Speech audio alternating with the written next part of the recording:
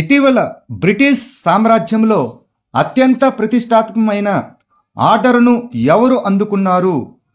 NR Narayana Murthy, the Infosys co founder. ఇటీవల the new icon Savarkar and the facts అనే పుస్తకాన్ని ఎవరు రాశారు? Arun Shouri.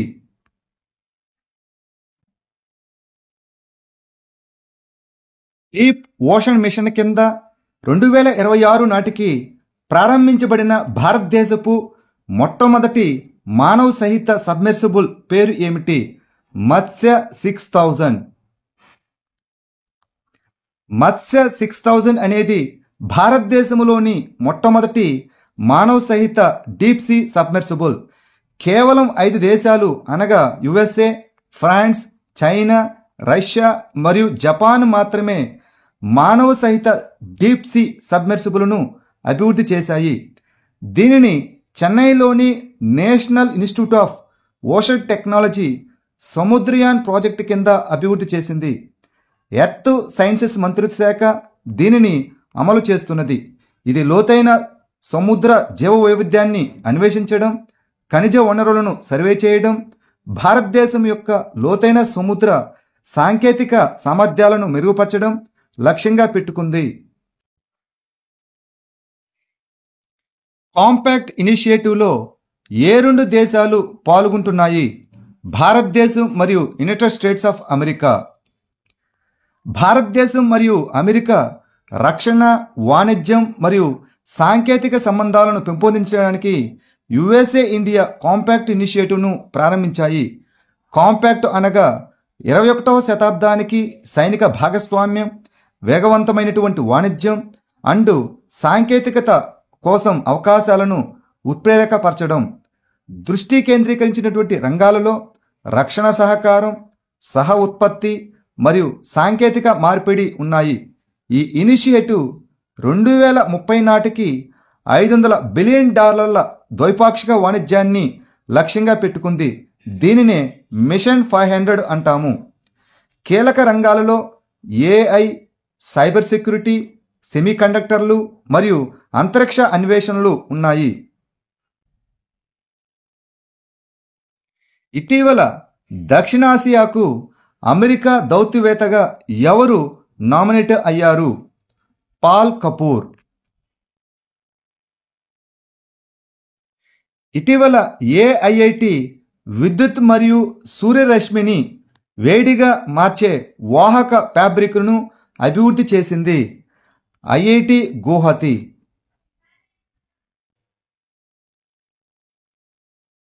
Anusandhan national research foundation senior భారతీయ శాస్త్రవేత్తల కోసం ప్రారంభించిన పథకం పేరు ఏమిటి? జేసీ బోస్ గ్రాంట్ పథకం. అనుసంధాన్ నేషనల్ రీసెర్చ్ ఫౌండేషన్ జేసీ బోస్ గ్రాంట్ పథకాన్ని ప్రారంభించింది. ఈ గ్రాంటు సీనియర్ భారతీయ శాస్త్రవేత్తలు మరియు ఇంజనీర్లను వారి అత్యుత్తమ సహకారాలకు గుర్తిస్తుంది. ప్రచురణలు, పేటెంట్లు, సాంకేతిక బదిలీలు, అవార్డులు మరియు గ్రాంట్లలో నిరూపితమైనటువంటి నైపుణ్యం కలిగిన సీనియర్ స్థాయి పరిశోధకులకు ఇది మద్దతు ఇస్తుంది. ఇది సైన్స్ అండ్ టెక్నాలజీ ఇంటర్ఫేస్లో సైన్సు, టెక్నాలజీ, వ్యవసాయం, వైద్యం, మానవీయ శాస్త్రాలు మరియు సామాజిక శాస్త్రాలతో సహా బహుళ రంగాలను కవర్ చేస్తుంది. ఏ వ్యక్తి జన్మదినోత్సవాన్ని పురస్కరించుకుని భారతదేశంలో ప్రతి సంవత్సరం ఫిబ్రవరి 13న జాతీయ మహిళా దినోత్సవాన్ని జరుపుకుంటారు? సరోజిని నాయుడు. భారతదేశంలో జాతీయ మహిళా దినోత్సవాన్ని ఫిబ్రవరి 13న సరోజిని నాయుడు గౌరవార్థం జరుపుకుంటారు. ఆమె స్వాతంత్ర సమరయోధురాలు, కవయత్రి మరియు భారత జాతీయ కాంగ్రెస్ యొక్క మొదటి మహిళా అధ్యక్షురాలు. నైటింగేల్ ఆఫ్ ఇండియా అని పిలువబడే ఆమె భారతదేశ స్వాతంత్ర ఉద్యమంలో కీలక పాత్ర పోషించింది. ఈరోజు మహిళా సాధికారత, లింగ సమానత్వం మరియు నాయకత్వాన్ని హైలైట్ చేస్తుంది. తరాలకు స్ఫూర్తిదాయకంగా సామాజిక న్యాయం మరియు సాహిత్యానికి ఆమె చేసినటువంటి కృషిని గుర్తించడానికి భారత ప్రభుత్వం ఫిబ్రవరి 13ని నియమించింది. ఇటీవల నార్త్ ఈస్ట్ యూనిటీ ఫెస్టివల్ ఎక్కడ నిర్వహించబడింది? న్యూఢిల్లీ.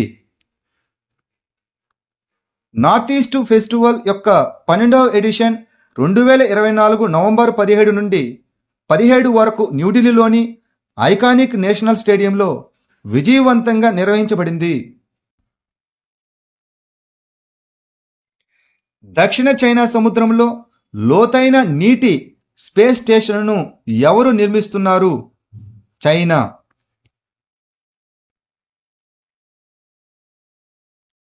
కాశీ తమిళ సంగమం ఏ మంత్రిత్వ శాఖ నిర్వహిస్తున్నది?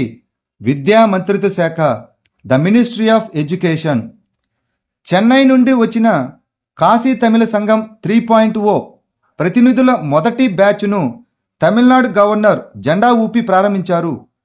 10 రోజుల ఈ కార్యక్రమం ఫిబ్రవరి 15 నుండి 24 వరకు జరుగుతుంది. విద్యార్థులు, ఉపాధ్యాయులు మరియు రచయితలు ఇందులో పాల్గొంటారు.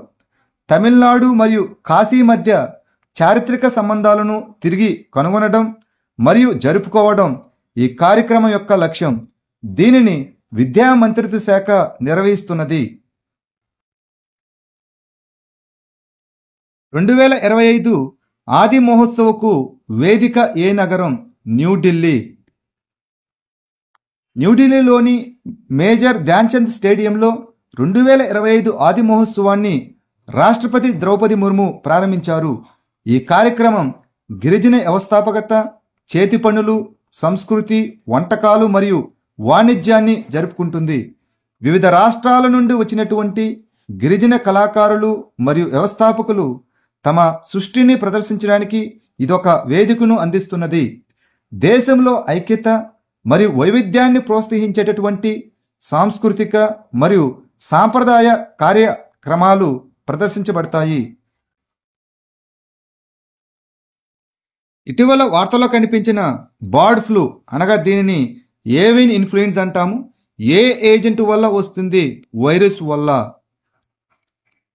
రాంచీలోని బిర్సా వ్యవసాయ విశ్వవిద్యాలయంలో ఈ వైరస్ను గుర్తించిన తర్వాత జార్ఖండ్ ఆరోగ్య శాఖ బర్డ్ ఫ్లూ సైంటిఫిక్ నేమ్ వచ్చి H5N1 హెచ్చరికను జారీ చేసింది.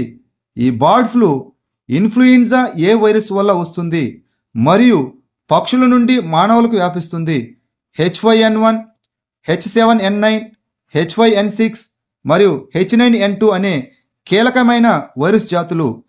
H5N1 అధిక మరణాలకు ప్రసిద్ధి చెందింది. అమెరికా మరియు భారతదేశం మధ్య ఒప్పందంలో ఏ అధునాతన యుద్ధ విమానం చేర్చబడింది? F-35 lightning II.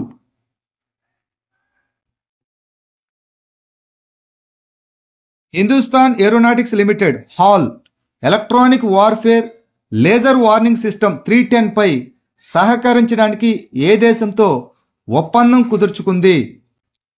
స్వీడన్.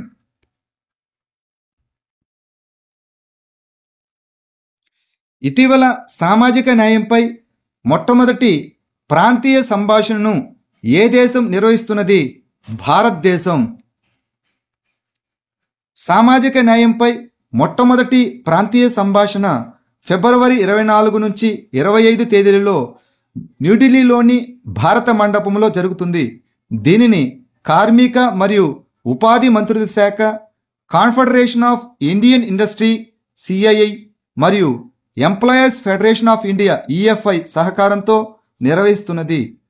సమ్మిళిత సమాజాల కోసం బాధ్యతాయుతమైనటువంటి వ్యాపారాలను ప్రోత్సహించడంలో భారతదేశం ఆసియా పసిఫిక్ గ్రూపుకు నాయకత్వం వహిస్తున్నది.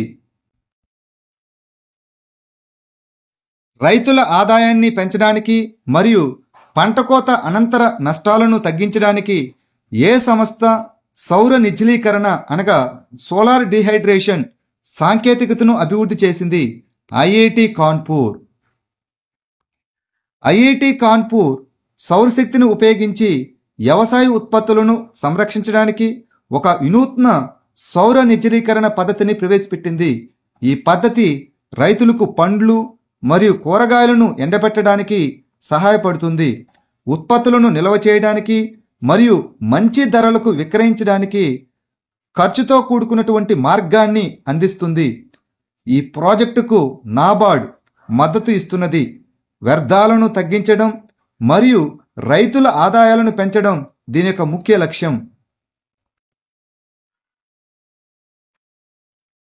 బ్రహ్మోస్ ఎన్జీ అనగా నెక్స్ట్ జనరేషన్ క్షిపణిని భారతదేశం మరియు ఏ దేశం సంయుక్తంగా అభివృద్ధి చేశాయి? రష్యా. బ్రహ్మోస్ ఎన్జీ ఇదొక తదుపరి తరం సూపర్సోనిక్ క్రూయిజ్ క్షిపణి. దాని మొదటి విమాన పరీక్షను 2026లో నిర్వహించనుంది. దీని ఉత్పత్తి 2027-28లో ప్రారంభమవుతుంది. దీనిని భారతదేశం మరియు రష్యా సంయుక్తంగా అభివృద్ధి చేశాయి. ఇది 1.6 టన్నుల బరువు కలిగి ఉంటుంది. అదేవిధంగా 6 మీటర్ల పొడవు ఉంటుంది. ఇది 290 కిలోమీటర్ల పరిధి ఉంటుంది. అదేవిధంగా 3.5 మాక్ వేగాన్ని కలిగి ఉంటుంది. ఇది సుకోయ్ 30 MKI మరియు LCA తేజస్సులో అనగా లైట్ కంబాట్ ఎయిర్ క్రాఫ్ట్ అయినటువంటి తేజస్సులో మోహరించబడుతుంది. Su-57 ఫైటర్ జెట్ను అనగా సుకోయ్ 57 ఫైటర్ జెట్ను ఏ దేశం అభివృద్ధి చేసింది? రష్యా. హిందుస్థాన్ ఏరోనాటిక్ లిమిటెడ్లో సుకోయ్ 57 ఫైటర్ జెట్ను ఉమ్మడిగా ఉత్పత్తి చేయడానికి భారతదేశంతో భాగస్వామ్యాన్ని రష్యా ప్రతిపాదించింది. ఈ సహకారం 5వ తరం ఫైటర్ ఎయిర్క్రాఫ్ట్ టెక్నాలజీని స్థానికీకరించడం లక్ష్యంగా పెట్టుకుంది. ఈ సుకోయ్ 57 అనేది రష్యా యునైటెడ్ ఎయిర్క్రాఫ్ట్ కార్పొరేషన్ అభివృద్ధి చేసినటువంటి 5వ తరం స్టెల్త్ ఫైటర్. ఈ విమానం అధునాతన స్టెల్త్, చురుకుదనం మరియు బహుళ పాత్ర పోరాట సామర్థ్యాలను కలిగి ఉంటుంది. ఈ సుకోయ్ 57 ప్రధానంగా రష్యన్ వైమానిక దళం కోసం అభివృద్ధి చేయబడింది.